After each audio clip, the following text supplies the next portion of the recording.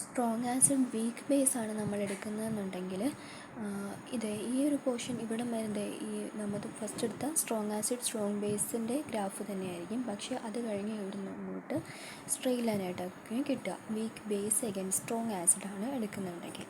ഇനി weak acid strong base ആണെന്നുണ്ടെങ്കിൽ ഇതുപോലെ ഒരു ബോട്ട് ഷേപ്പ് അല്ലെങ്കിൽ ഒരു ബക്കറ്റിൻ്റെ ഷേപ്പ്, ആ ഒരു ഷേപ്പിലായിരിക്കും നമുക്ക് ഗ്രാഫ് കിട്ടുക. ഇത് തന്നെയാണ് കേട്ടോ against conductance against volume of alkali added ആണ് ഇതെല്ലാം. ഓക്കെ, ലാസ്റ്റ് രണ്ടും വീക്ക് ആണെന്നുണ്ടെങ്കിൽ, weak acid against weak base ആണെങ്കിൽ നമുക്ക് കിട്ടുന്നത് ഇതുപോലൊരു ഷേപ്പിലൊരു എന്തായിരിക്കും ഗ്രാഫായിരിക്കും കിട്ടുക. ദാറ്റ് ഈസ് ഇവിടെ സ്ട്രോങ് ബേസ്, ഇവിടെ വീക്ക് ബേസ്, ഇവിടെ വീക്ക് ബേസ്, ഇത് സ്ട്രോങ് ബേസ്.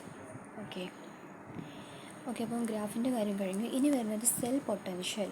ഇമ്പോർട്ടൻ്റ് ആയിട്ടുള്ള പോർഷനാണ് ഇവിടം, അതായത് ഇലക്ട്രോ കെമിസ്ട്രിയിലെ. ഓക്കെ, സെൽ പൊട്ടൻഷ്യൽ അല്ലെങ്കിൽ ഈ സെൽ എന്ന് പറഞ്ഞാൽ ഈ കാഥോഡ് മൈനസ് ഈ ആനോഡ്, അല്ലാന്നുണ്ടെങ്കിൽ ഈ റൈറ്റ് മൈനസ് ഈ ലെഫ്റ്റ്. ഓക്കെ,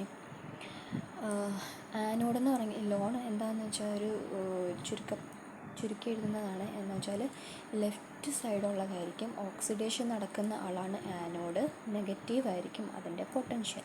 അത് ചുരുക്കി എഴുതിയിരിക്കുകയാണ് ഇവിടെ.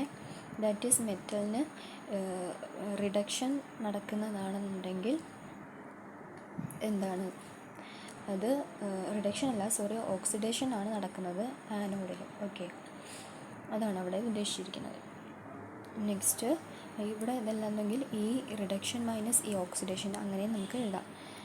നെക്സ്റ്റ് ഗിബ്സ് ഫ്രീ എനർജിയാണ്. Delta G is equal to minus NFE denote ചെയ്യാം. ഈയുടെ വേറെ ഇക്വേഷനാണ് E0 minus RT/NF log P/R. P എന്ന് പറഞ്ഞാൽ ഇവിടെ റിഡക്ഷൻ നടക്കുന്ന ആളാണ് കേട്ടോ, പി ഓക്സിഡേഷൻ നടക്കുന്ന ആളാണ് R. ഓക്കെ, അതുകൊണ്ടാണ് അവിടെ അങ്ങനെ നമുക്ക് റെഡ്യൂസിങ് ബൈ ഓക്സിഡൈസിങ് എന്ന് എഴുതിയിരിക്കുന്നത്. E0 minus RT/NF log reducing by oxidising, അങ്ങനെ എഴുതാം. ഇനി നമുക്കിത് നാച്ചുറൽ ലോഗ് മാറ്റി ലോഗ് ആക്കാൻ എഴുതുമ്പോൾ 2.303 RT കൊണ്ട് നമ്മൾ എന്ത് ചെയ്യുന്നു, 2.303 കൊണ്ട് ഡിനോട്ട് ചെയ്യുന്നു. അതാണ് താഴെ എഴുതിയിരിക്കുന്നത്. E0 minus 2.303 RT/NF. ഇത് ലോഗായി, log reducing by oxidising. Okay, ഇനി ഇത്രയും ദാറ്റ് ഈസ് 2.303 RF ഇതിൻ്റെ എല്ലാത്തിൻ്റെയും കൂടെ വാല്യൂ നമുക്ക് കാൽക്കുലേറ്റ് ചെയ്ത് കിട്ടുമ്പോൾ 0.0591 എന്ന് പറയുന്ന ഒരു വാല്യൂ ആണ് കിട്ടുക. അതാണ് താഴെ എഴുതിയിരിക്കുന്നത്. E0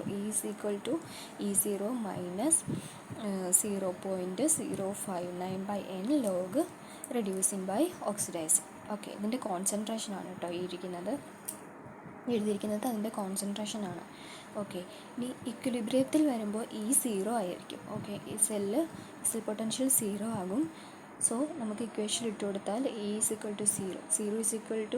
E0 minus 2.303 RT/NF log K. That is equilibrium constant ആണ് K. ഈ റെഡ്യൂസിങ് ബൈ ഓക്സിഡൈസിങ്ങിന് പകരം നമ്മൾ K എന്ന് എഴുതിയിരിക്കുകയാണ്. ഇൻ കേസ് നിങ്ങൾക്ക് സോലുബിലിറ്റി പ്രോഡക്റ്റ് ഒക്കെ തരുവാണെങ്കിലും നമുക്ക് ചിലപ്പോൾ അങ്ങനെ ചോദിക്കും. റിയാക്ഷൻ ഒക്കെ തന്നിട്ട് വാല്യൂസ് ഒക്കെ തരും, എന്നിട്ട് KSP ആയിരിക്കും ചിലപ്പോൾ തരിക. ഓക്കെ, അപ്പോൾ അത് അല്ലെങ്കിൽ KSP കണ്ടുപിടിക്കാനായിരിക്കും. അന്നേരം എല്ലാം ലോഗ് K എടുത്താണ് നമ്മൾ KSP ഒക്കെ ഇട്ട് കൊടുത്തിട്ട് ചെയ്യാറുണ്ട്. അപ്പോൾ ഇവിടെ ലോഗ് K, അതല്ലെങ്കിൽ E0 നമുക്ക് ഇപ്പുറത്ത് കൊണ്ടുവന്നാൽ E0 is equal to 2.303 RT/NF RT log K. Okay, അതല്ലാന്നുണ്ടെങ്കിൽ ഇതിൻ്റെ എല്ലാത്തിൻ്റെയും കൂടെ വാല്യൂ ചേർത്ത് നമുക്ക് 0.059/N ലോഗ് K എന്ന് എഴുതാം. ഇതെല്ലാം ഇക്വേഷൻ റെഡ്യൂസ് ചെയ്ത് വാല്യൂ ഒക്കെ ഇട്ട് കൊടുത്തിരിക്കുകയാണ്. ഒറ്റ ഇക്വേഷനിൽ തന്നെ നമുക്ക് എല്ലാം ചെയ്യാം. ഓക്കെ, നെക്സ്റ്റ് വരുന്ന പോർഷനാണ് അയണിക് സ്ട്രെങ്ത്. അയണിക് സ്ട്രെങ്ത് ഇക്വേഷനാണ് I is equal to half M1Z1 square plus M2Z2 square plus M3Z3 square plus etcetera അങ്ങനെ പോയിക്കൊണ്ടിരിക്കും. ഓക്കെ, M1 M2 എന്ന് പറയുന്നത് മൊളാലിറ്റി ആണ്. ആൻഡ് Z1 Z2 ഒക്കെ അയോൺസിൻ്റെ ചാർജാണ്. ഇതിന് നമുക്ക് സിഗ്മ കൊടുത്തിട്ട് സമ്മേഷൻ കൊടുത്തിട്ട് അങ്ങനെ എഴുതാം. I is equal to sigma 1/2 CI ZI square. C എന്ന് പറഞ്ഞാൽ കോൺസെൻട്രേഷൻ ഓഫ് അയോൺ, മൊളാലിറ്റി ഒക്കെ പകരമാണ് നമ്മളവിടെ കോൺസെൻട്രേഷൻ അതിൻ്റെ ടൈമിൽ എഴുതിയിരിക്കുന്നത്. ZI എന്ന് പറഞ്ഞാൽ ചാർജ്. ഓക്കെ,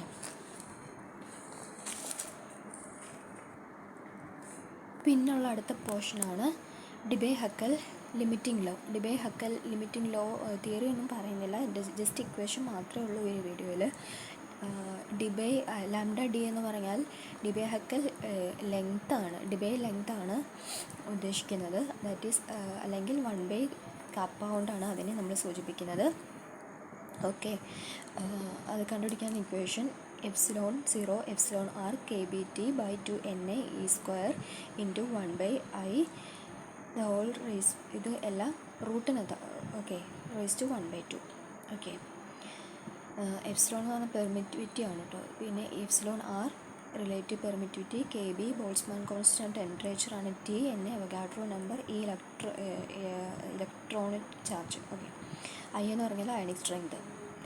നെക്സ്റ്റ് ലാസ്റ്റത്തെ ഇക്വേഷനാണ് mean activity coefficient. Log gamma +or- കൊണ്ടാണ് ഡിനോട്ട് ചെയ്യുക. Is equal to -A mod Z1 Z2 Z plus Z minus